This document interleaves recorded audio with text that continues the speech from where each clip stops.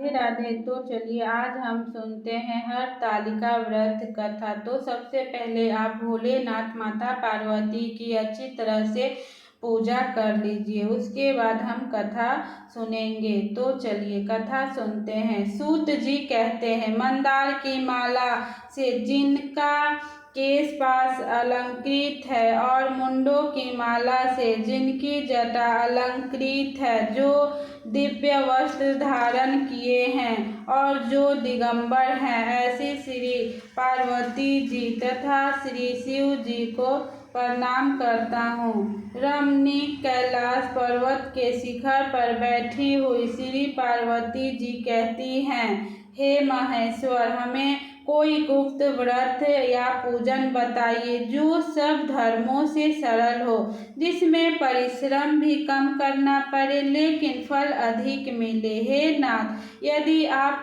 मुझ पर प्रसन्न हो तो यह विधान बताइए।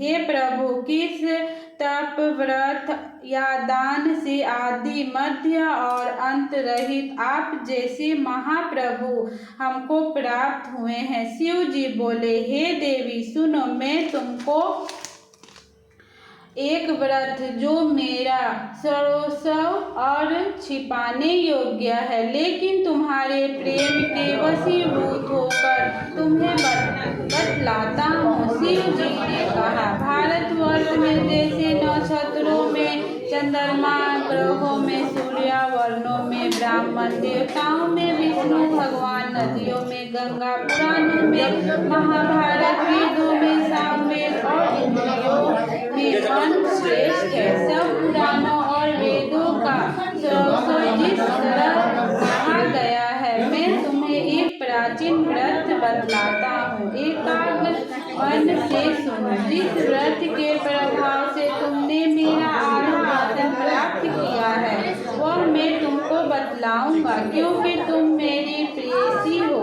भाद्रपद मास के हस्त नक्षत्र से युक्त शुक्ल पक्ष की तृतीया तिथि को उसका अनुष्ठान मात्र करने से स्त्रियां सब पापों से मुक्त हो जाती है। हे देवी, तुमने आज से बहुत दिनों पहले हिमालय पर्वत पर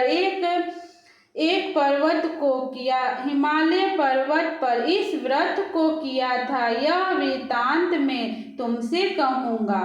पार्वती जी ने पूछा, हे नाथ, मैंने क्यों यह व्रत किया था, यह सब आपके मुख से सुनना चाहती हूँ। उत्तर की ओर एक बड़ा रणनीक और पर्वतों में श्रेष्ठ हिमवान नामक पर्वत है। उसके आसपास तरह तरह के भूमियाँ हैं, तरह तरह के वृक्ष उस पर लगे हुए हैं, नाना प्रकार के पक्षी और अनेक प्रकार के पशु उस पर निवास करते हैं। वहां पहुंचकर गंधर्व के साथ बहुत से देवता, सिद्ध, चारण, पक्षी गण सर्वदा प्रसन्न मन से विचरते हैं। वहां पहुंचकर गंधर्व गाते हैं, अप्सराएं नाचती हैं। उस पर्वत राज के कितने ही शिखर ऐसे हैं कि जिनमें स्फटिक, रत्न और वैद्य मणि आदि की खानें भरी हैं। यह पर्वत ऊंचा तो इतना अधिक है कि मित्र के घर की तरह समझ कर आकाश का स्पर्श किए रहता है। उसके समस्त शिखर सदैव हिम से आच्छादित रहते हैं और गांड जल की ध्वनि सदा सुनाई देती रहती है। हे पार्वती, तुमने बाल्यकाल में उसी पर्वत पर तपस्या की थी। 12 वर्षों तक तुमने उल्टी टांग कर केवल धुआं पीकर रही। 64 वर्षों तक सूखे पत्ते खाकर रही। माघ मास में तुम जल में बैठी रहती और वैशाख की दोपहरिया में पंचांगिन तापती थी। सावन महीने में जल बरसता तो तुम भूखी प्यासी रहकर मैदान में बैठी रहती थी। तुम्हारे पिता इस तरह के कष्ट सहन को देखकर बड़े दुखी हुए। वे चिंता में पड़ गए कि मैं अपनी कन्या किसको दूं। उसी समय नारद जी वहां आ पहुंचे। मुनि श्रेष्ठ नारद जी उस समय तुम्हें देखने गए थे। नारद जी को देखकर गिरि ने अधय पाद आसन आदि देकर उनकी पूजन की और कहा, हे स्वामिन, आप किस लिए आए हैं? मेरा अहो भाग्य है, आपका आगमन मेरे लिए अच्छा है। नारद जी ने कहा, हे पर्वतराज सुनो, मैं भगवान विष्णु का भेजा हुआ आपके पास आया हूँ। आपको चाहिए कि एक योग्य कन्या रतन किसी योग्य वर को दे। भगवान विष्णु के समान योग्य और ब्रह्मा, इंद्र और शिव इनमें से कोई नहीं है। इसलिए मैं यही कहूँगा कि आप अपनी कन्या भगवान विष्णु को ही देवें। हिमवान ने कहा, भगवान विष्णु स्वयं मेरी कन्या ले रहे हैं और आप यह संदेश लेकर आए हैं तो मैं उन्हें अपनी कन्या दूंगा। हिमवान की इतनी बात सुनकर मुनिराज नारद आकाश में विलीन हो गए। वे पीताम्बर, षंड, चक्र और गदाधारी भगवान विष्णु के पास पहुँचे। वहां हाथ जोड़कर नारद जी ने भगवान विष्णु से कहा, हे देव सुनिए, मैंने आपका विवाह पक्का कर दिया। उधर हिमवान ने पार्वती के पास जाकर कहा कि हे पुत्री, मैंने तुम्हें भगवान विष्णु को दे डाली। तब पिता की बातें सुनकर तुम बिना उत्तर दिए ही अपनी सखी के घर चली गई। वहीं जमीन पर पड़कर तुम बड़ी दुखी होती हुई विलाप करने लगी। तुम्हारे इसी प्रकार विलाप करती हुई देखकर सखी बोली, तुम क्यों इतनी दुखी हो? इसका कारण बताओ। तुम्हारी जो कुछ इच्छा होगी मैं यथाशक्ति उसको पूरा करने की चेष्टा करूंगी, इसमें कोई संशय नहीं है। पार्वती बोली, मेरी जो कुछ अभिलाषा है उसे तुम प्रेम पूर्वक सुनो। मैं एकमात्र शिव को अपना पति मानना चाहती हूँ, इसमें कुछ भी संशय नहीं है। मेरे इस विचार को पिताजी ने ठुकरा दिया है, इसमें मैं अपने शरीर का त्याग दूंगी। पार्वती की इस बात को सुनकर सखियों ने कहा कि शरीर का त्याग ना करो, चलो किसी ऐसे वन को चले जहाँ पिता को पता ना लगे। ऐसी सलाह कर तुम वैसे वन में जा पहुंची।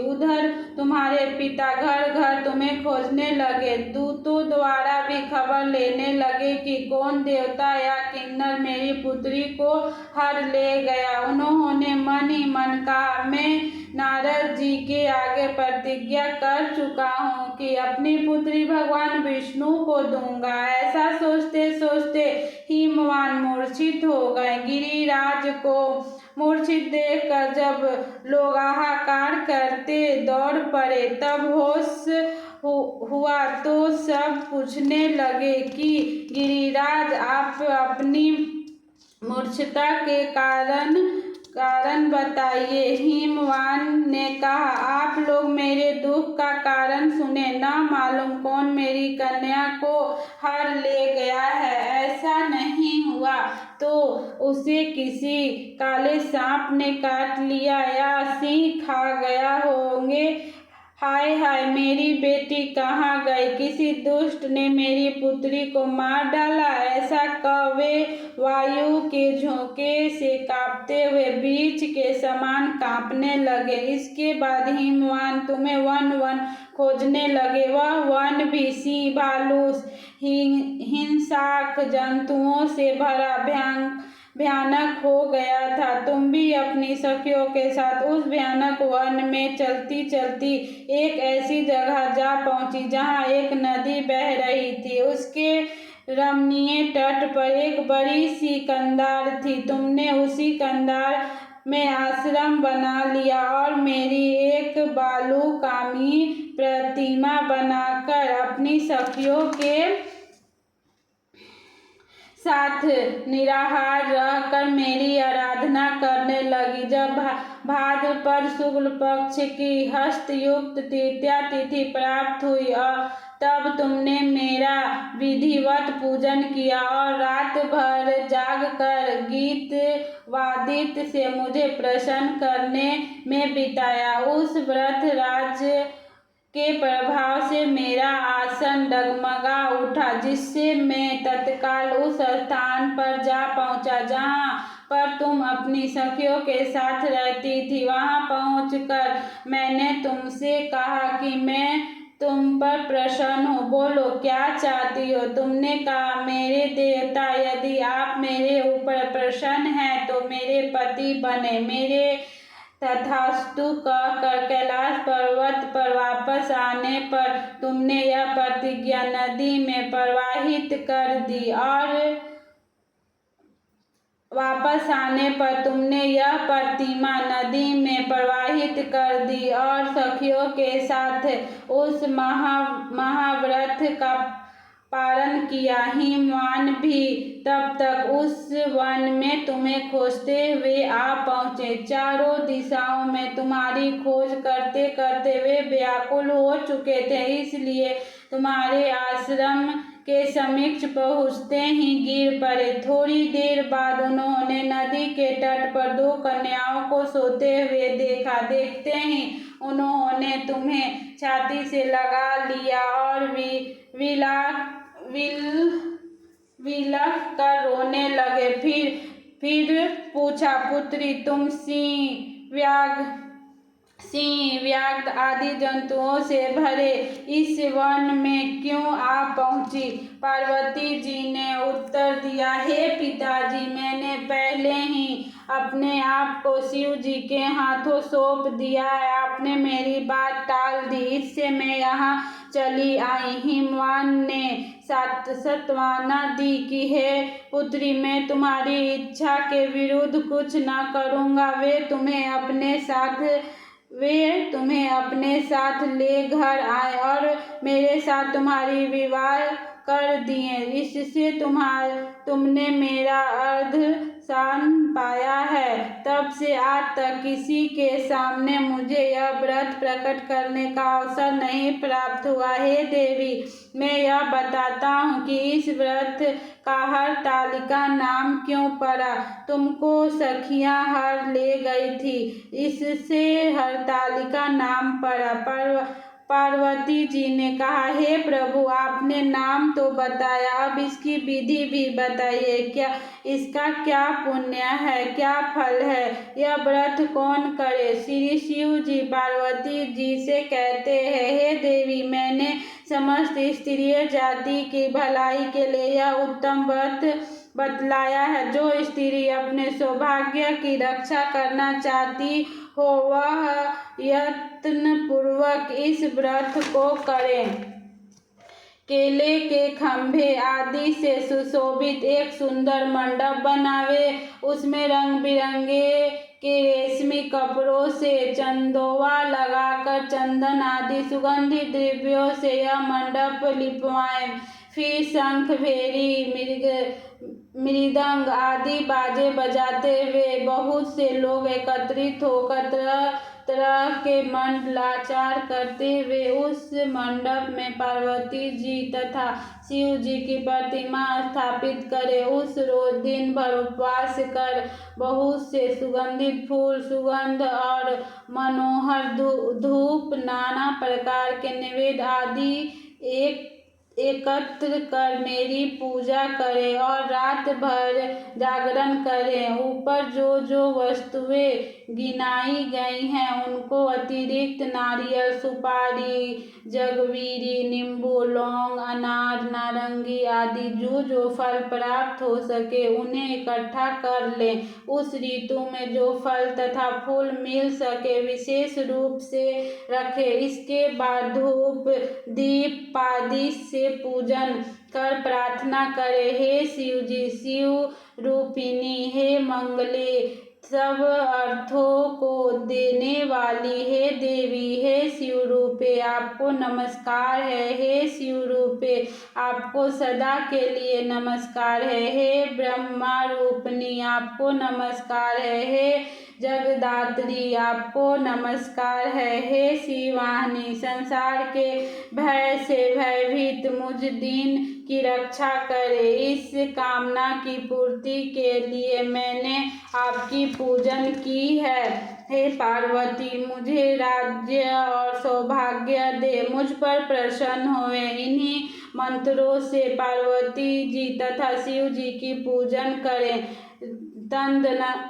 तदनंतर विधिवत पूर्वक कथा सुने और ब्राह्मण को वस्त्र, गौ, स्वर्ण आदि देवें। इस तरह एक चित्त होकर स्त्री पुरुष दोनों एक साथ पूजन करें। फिर वस्त्र आदि जो कुछ हो उसका संकल्प करे। हे देवी, जो स्त्री इस प्रकार पूजन करती है वह सब पापों से छूट जाती है और उसे 7 जन्म तक सुख तथा सौभाग्य प्राप्त होता है। जो स्त्री तृतीया तिथि का व्रत न कर अन्न भक्षण करती है, जो वह 7 जन्म तक बांधे रहती है और उसको बार बार विधवा होना पड़ता है, वह सदा दरिद्र, पुत्र शोक से सुखाकुल स्वभाव की लड़की, सदा दुख भोगने वाली होती है। और उपवास न करने वाली स्त्री अंत में घोर नरक में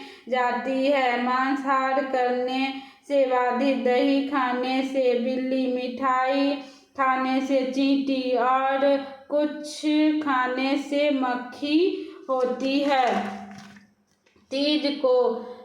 तीज को अन्न खाने से सुकरी, फल खाने से बंदरिया, पानी पीने से जोंक, दूध पीने से सापिन, उस रोज सोने से अजगरी और पति को धोखा देने की मुर्गी होती है। इसलिए सभी स्त्रियां व्रत अवश्य करें। दूसरे दिन सुवर्ण, चांदी, तांबा अथवा बांस के पात्र में अन्न भरकर ब्राह्मण को दान दें और पारण करें। जो स्त्री इस प्रकार व्रत करती है वह मेरे समान पति पाती है और जब वह मरने लगती है तो तुम्हारे समान उसका रूप हो जाता है।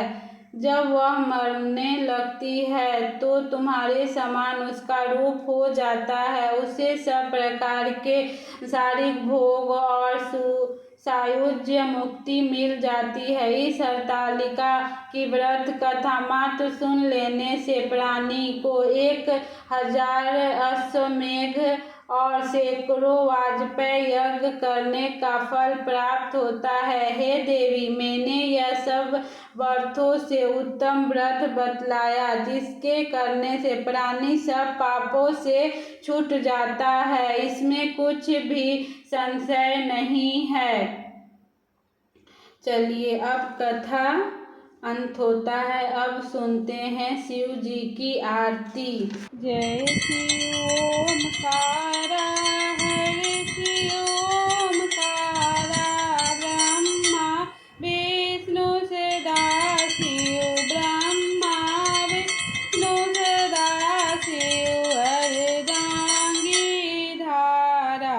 ओम हर हर महादेव, एकानन चतुरानन पंचानन राजे, प्रभु पंचानन राजे, हंसासन गरुड़ासन, हंसासन गरुड़ासन, ऋषवाहन साजे।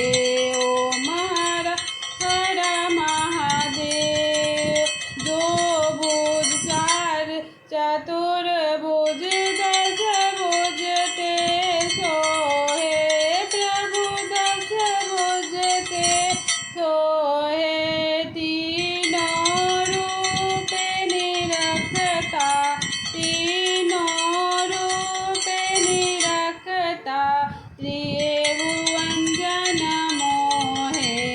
ओम हर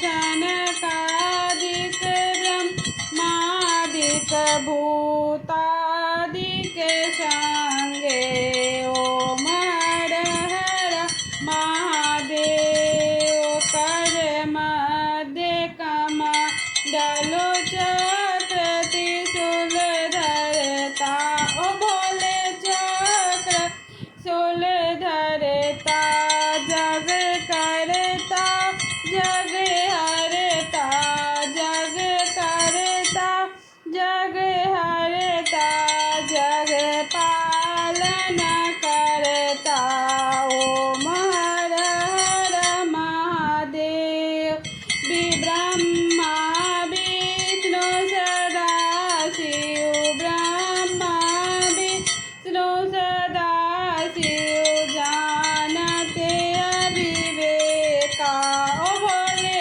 जानते अविवेका प्राण अक्षर के माधे प्राण अक्षर के माधे या तीनों एका हम ओम हर हर महादेव त्रिगुण शिव जी की आरती जो कोई नर गावे ओ भोले जो कोई नर गावे कहते शिवा नंद स्वामी कहते शिवा नंद स्वामी मनवांछित फल पावे ओम हर हर महादेव।